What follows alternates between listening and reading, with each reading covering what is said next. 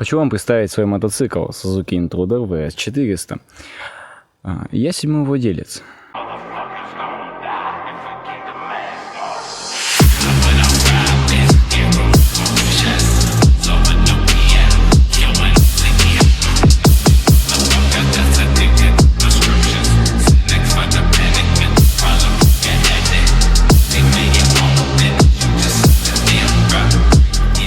На данный момент мотоцикл, как бы грязный, это заметно. Но, к сожалению, я живу в деревне, по-другому никак.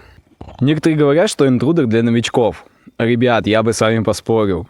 200 килограмм, черт возьми. Управляемости никакой, тормоза ватные. Какой для новичков? Вы мне скажите. То, что здесь 400 кубов, это не значит, что он для новичков. Некоторые еще для новичков берут китайцев. Я вам, ребят, не советую совсем. Нормальный китаец, более-менее начинается с 150 тысяч. Интрудер вы можете взять от 80 тысяч. Примерно. Не могу сказать, что он будет лучше китайца по технической части, но там уже смотрите сами. В принципе, я тоже этот мотоцикл, относительно недорого взял. Как вы сами понимаете, 7 владельцев, не каждый решится задорого взять такой мотоцикл. И я скажу, что я не прогадал. То есть 3 года без каких-либо проблем. Причем намного больше мощности, чем у китайцев. И комфортнее, и красивее. Честно скажу, с моим ростом 180 сантиметров. На нем не очень комфортно. То есть комфортно проехать 40 километров примерно, плюс-минус. Все, дальше у тебя начинает спина болеть, ноги тоже и тому подобное. Если бы они сделали дуги и вынесли подножки бы дальше, то было бы лучше. Мне бы намного удобнее было бы сидеть. Но, к сожалению, здесь это так не сделано, но некоторые делают сами. И с пассажиром здесь неудобно сидеть. Да, первое время нормально, но тесно, потому что, в принципе, у него база, маленькая. И поэтому он кажется, тяжелый. Хотя он, в принципе, тяжелый, 200 килограмм это не очень легко. Если посмотреть на его сородичей, они, может быть, даже и потяжелее будут. Не сказать, что это самый тяжелый мотоцикл, но достаточно увесистый. Что мне нравится, это бак-капелька. То есть он всем нравится. Кто бы что ни говорил, он шикарен. С этим я соглашусь. Давайте посмотрим на мои ноги. Я сажусь. 180 сантиметров. Выпирают ноги? Нет. Смотрится? Смотрится отлично. То есть японцы все-таки угадали с формой и размером. То есть ноги смотрятся не ущербно. То есть они не вот так вот. То есть не мешают рулю, ничего. Все, мне удобно, комфортно и красиво это смотрится. Это самое главное. Повторюсь, если бы вынесли они бы вот так вот подножки, было бы намного удобнее. Как вы понимаете, этот мотоцикл, вообще не для деревни. Вообще. Я на нем катаюсь уже 3-й сезон по деревне. Могу так сказать. Подвески тут никакой. Переднюю вилку я ни разу не пробил. Несмотря на то, что она течет.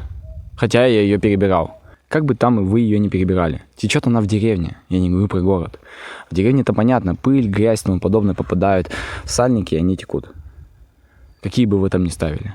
2 недели все, течет. Нужно ставить гофры. Гофры на чоппер. Красиво? Нет. Практично? Да. Но я, к сожалению, еще не подобрал гофры. Задние амортизаторы никакие. Это можно лишиться позвоночника, пока едешь по гравийке. Серьезно, отдача на позвоночник очень большая, особенно пассажиру. Достаточно больно. Минусы. Все ищут минусы. Я нашел в этом мотоцикле минусы. Это сказано... Большой минус в том, что где я живу. То есть мне нужно постоянно обслуживать воздушные фильтры. Чтобы это сделать, мне нужно снять бак, боковушки, сиденья. То есть достаточно много времени я на это убиваю. А чистить мне приходится часто. Это большой минус. Мне он не нравится. Крыло, радиатор. И от крыла вся грязь летит, черт возьми, в радиатор, и он весь забивается. Большой минус. Мне не нравится. Поближе покажу, но сейчас на данный момент объясню. Здесь у меня стоит защита фильтра. Потому что все-таки, повторюсь, я живу в деревне. Фильтр находится не в подходящем месте для деревни, и его легко повредить. Поэтому там установлена нержавейка. Хотя не сказать, что это полноценная защита, но от небольших ударов спасает. Она крепится только на 2 точки. Здесь она просто упирается в раму. Повторюсь, не самая лучшая защита. Это единственное, что я придумал. Вот сюда. Можно было бы как-то это получше исполнить, но, в принципе, 3 года и все нормально. То есть никаких проблем. Самый, наверное, большой минус интрудера — это то, что у нее находится аккумулятор вот здесь. Некоторые скажут, это, в принципе, несложно его доставать, но я скажу, сложно, сука. Ты его попробуй поднять, потому что он весит 200 килограмм. Попробуй, сука, этот аккумулятор туда достать. Это, во-первых, надо открутить клеммы, пока он упадет, поднять мотоцикл, там достать или на дощечку. Ну, то есть до хрена, блядь, всяких манипуляций, чтобы достать этот сраный аккумулятор. Самый большой минус. Ну, по сути, его просто некуда было воткнуть. Как бы инженерам пришлось его туда поставить. Тут ничего не поделаешь. Вот я рассказываю про мотоцикл, но это все мое субъективное мнение, поэтому как бы прислушиваться или нет, это решать вам. И про тормоза, почему они все-таки ватные. Ну, например, точнее не к примеру, а так нужно делать. 70% тормозного усилия нужно прикладывать на передний тормоз, все остальные 30% на задний тормоз. Поэтому там и стоит, в принципе, барабан. Но барабан там неуместен, как по мне. То есть он вообще не информативный. Он реально вялый, можно так сказать. Возможно, в принципе, у меня изношен барабан. Колодки там нормальные. Возможно, там изношен барабан, и поэтому он так тормозит. Но мне кажется, для вот этих 200 килограмм барабанный тормоз не подходит. Проблема гравики в том, что как бы ты ни тормозил, что заднее, что переднее колесо очень легко заблокировать. И на большой скорости, когда происходит экстренная ситуация, передним тормозом почти невозможно воспользоваться. Почему? Потому что если ты им воспользуешься, переднее колесо по-любому заблокируется. Ну, типа, я по опыту своему говорю. И вот про новичков. Вот прикиньте, новичок, он же как бы в принципе не может распределить правильно усилия на тормозной тормоз. Он нажмет на них резко и все. То есть его понесет. А здесь управляемость никакой.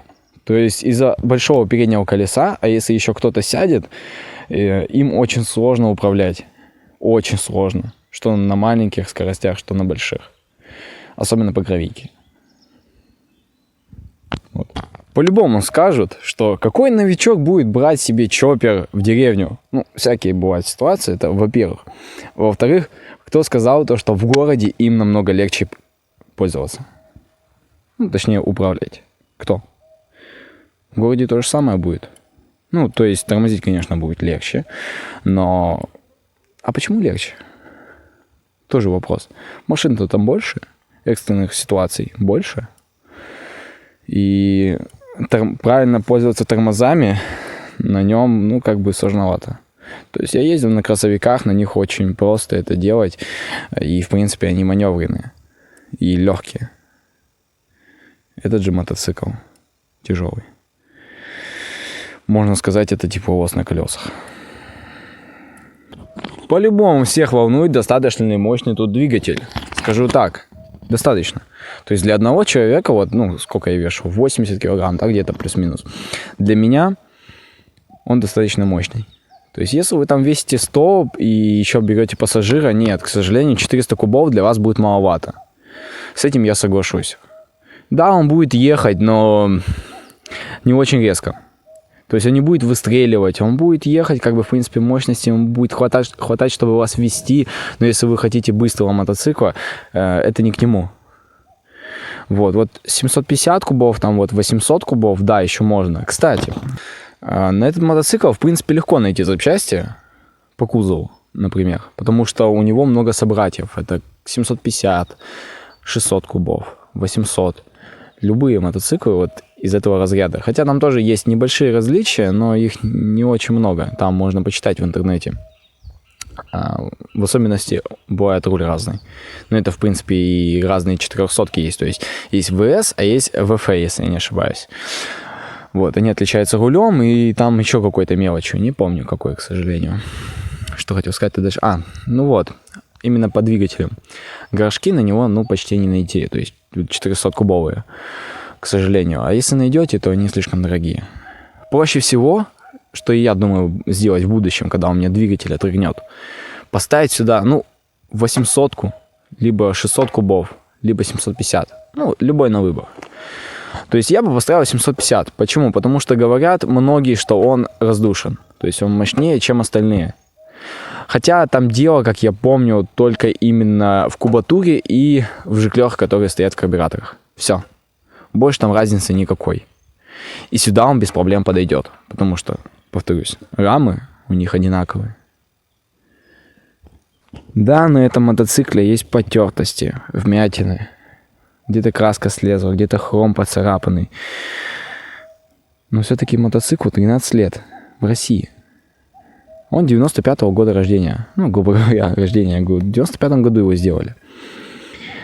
13 лет он в России. По российским дорогам катается. 7 владельцев. И он в таком состоянии. Мне нравится эндуро. Это обусловлено тем, что, ну, повторюсь, я живу в деревне. Как бы здесь много грязи, нету дорог и тому подобное. То есть на эндуро здесь классно ездить. Я с этим согласен. На чоппере нет. Не классно, неудобно, больно и тому подобное. Но все равно какой-то кайф в этом есть. То есть когда ты едешь, ты наслаждаешься ездой. Я же не продаю его. То есть, ну, если бы мне пришли, сказали, на деньги я забираю, да, без проблем. Я бы его продал, потому что, в принципе, я на нем просто катаюсь, и все. У меня достаточно техники. У меня еще мопед, квадроцикл, машина. И чоппер — это как бы второстепенный такой транспорт передвижения. То есть, когда устаешь просто на машине, там, на мопеде, на квадроцикле кататься.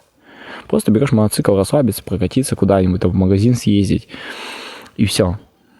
Но куда-то выставлять и кому-то предлагать — нет.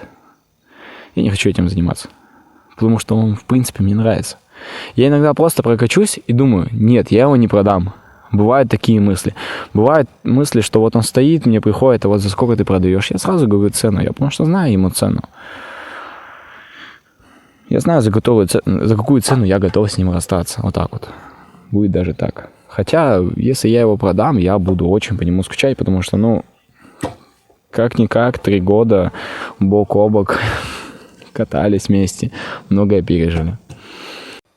Так, теперь все хотят услышать звук мотоцикла. Заводим.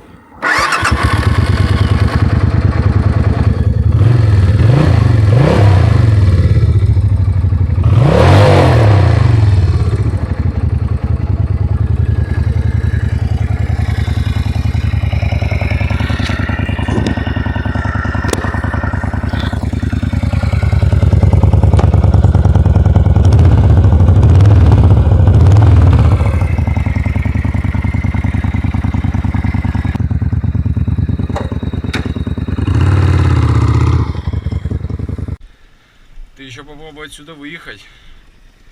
Заехать-то я заехал. Вот, выехать.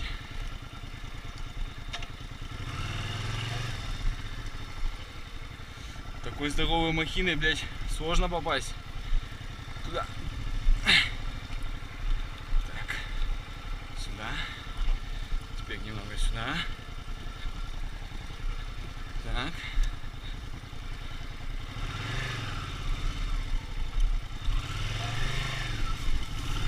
Ух ты! Пролетел.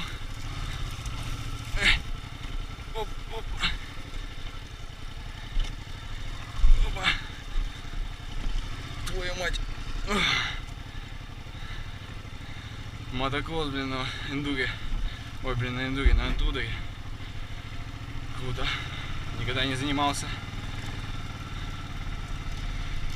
Самый еще большой минус. Быстро сейчас не поедешь. Почему? Потому что крыло маленькое. И с него летят... Точнее, летит грязь.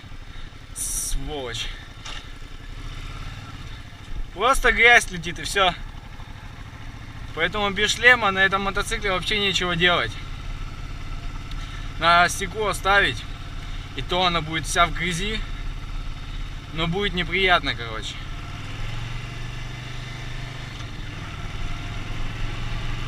Вот нам обзор, как он едет, да? Ну, сейчас грязь там пролетит.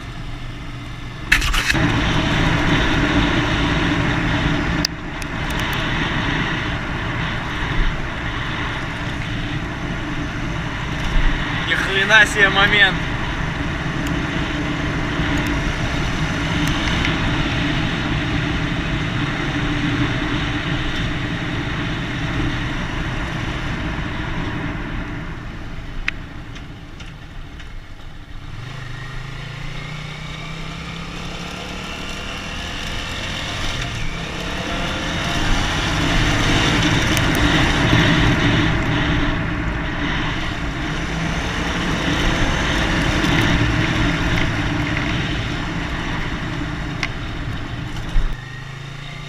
Газпол, ёпта.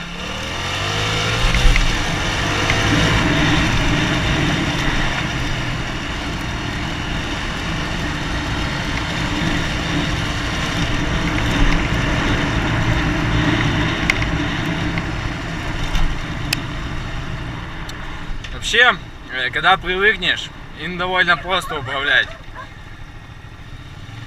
Хотя он довольно тяжелый, повторюсь, и не очень, ну, у него не очень маневренность, так можно сказать. Но, когда приучишься, в принципе, это возможно. Но из-за переднего колеса есть кое-какие трудности.